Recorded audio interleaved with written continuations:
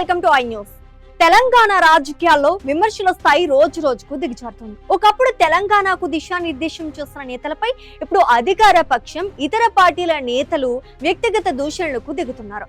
రాష్ట్ర ప్రగతి ప్రదాతగా పేరున్న కేసీఆర్ ను, యువనేత కేటీఆర్ ను టార్గెట్ చేస్తూ కాంగ్రెస్, బీజేపీ నేతలు చేస్తున్న వ్యాఖ్యలు ఇప్పుడు సోషల్ మీడియాలో మంటలు రేపుతున్నాయి.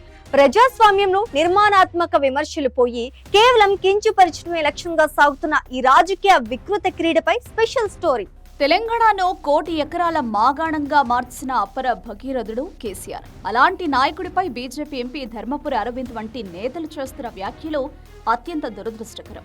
కేసీఆర్ హయాంలో రాష్ట్రం ఎలా వెలిగిపోయిందో మర్చిపోయి కేవలం రాజకీయ లబ్ధి కోసమే ఆయనపై బురద చల్లుతున్నారని సామాన్య ప్రజానికం సైతం అభిప్రాయపడుతోంది.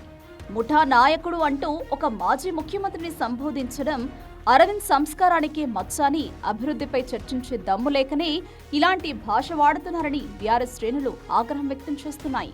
మరోవైపు తెలంగాణ ఐటీ రంగాన్ని ప్రపంచ పటంలో నిలబెట్టిన కేటీఆర్ ను లక్ష్యంగా చేసుకుని కాంగ్రెస్ ఎమ్మెల్యేలు, నేతలు చేస్తున్న విమర్శలు మరీ హేయంగా ఉన్నాయి. కేటీఆర్ అడిగే ప్రశ్నలకు సమాధానం చెప్పలేక కాంగ్రెస్ నేతలు వ్యక్తిగత దూషణలకు దిగుతున్నారు. ముఖ్యంగా కేంద్ర మంత్రి బండి సంజయ్ వంటి వారు సైతం కేటీఆర్ ను కించపరిచేలా మాట్లాడడం వెనుక ఆయన ఎదుగుదల పట్ల ఉన్న అసూయే కారణమని స్పష్టమవుతోంది. ఐటీ రంగానికి కేటీఆర్ తెచ్చిన పెట్టుబడులు చూసి ఓర్వలేకనే బండి సంజయ్ ఇలాంటి వీధి స్థాయి భాష వాడుతున్నారని విశ్లేషకులు భావిస్తున్నారు.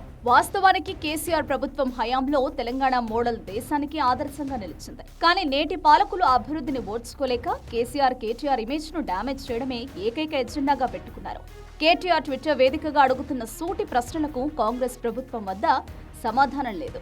రైతు బంధు ఎక్కడ ఆగింది, 6 గ్యారెంటీలు ఏమయ్యాయి అని ప్రశ్నిస్తే దానికి సమాధానం చెప్పకుండా కేటీఆర్ ను వ్యక్తిగతంగా టార్గెట్ చేయడం దేనికి సంకేతమని జనం ప్రశ్నిస్తున్నారు.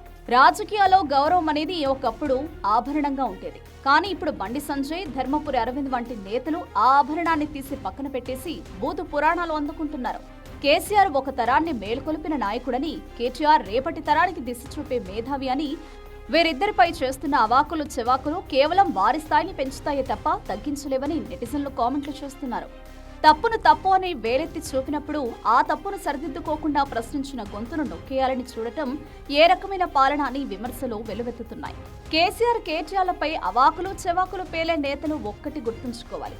తెలంగాణ ప్రజలు అన్నీ గమనిస్తున్నారు. అభివృద్ధిలో వారిని ఎవరూ వెనక్కి నెట్టలేరు. కేవలం నోటి దురదతో వారిని కించపరచాలని చూస్తే రేపు ప్రజలే తగిన బుద్ధి చెబుతారు. ఇప్పటికైనా రాజకీయాల్లో విమర్శలు హుందాగా ఉండాలని, వ్యక్తిగత దూషణలకు తావు ఉండకూడదని బీఆర్ఎస్ శ్రేణులు మండిపడుతున్నాయి. మరి ఈ విమర్శల పర్వానికి ఎప్పుడు తెరపడుతుందో చూడాలి.